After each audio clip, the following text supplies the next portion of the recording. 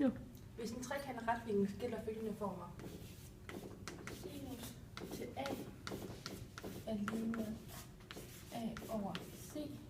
Cosinus til A er lige med B over C. Og tangent til A er lige med A over B. Det vil vi så bevise.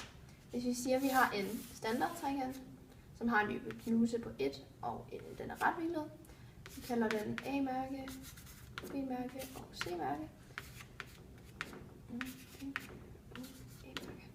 Hvis vi så har en trekant, der er ensvinklet med den der, og kalder den A, B, C,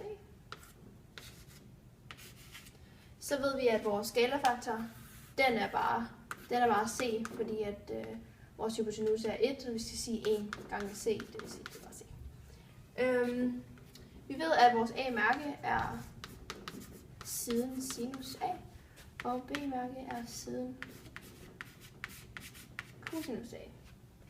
Hvis man vil finde siden A, så skal man gange skalefaktoren, som er C, og så gange kateten herovre, som er sinus til A.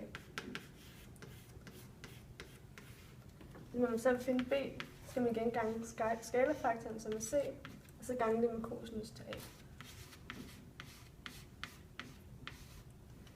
Hvis så bevis, at de der sætninger over, de gælder, så skal man her isolere sinus til A. Det vil sige, at vi dividerer med C på begge sider af lighedstegnet, så vi får A over C. Dermed så gælder den sætning. Hvis vi her vil isolere cosinus til A, skal vi dividere med C igen på begge sider. Så cosinus til A bliver lige med B over C.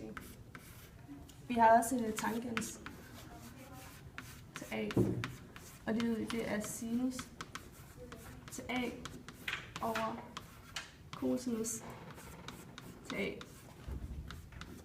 Og vi ved, at sinus det er A over C, og vi ved, at cosinus det er B over C.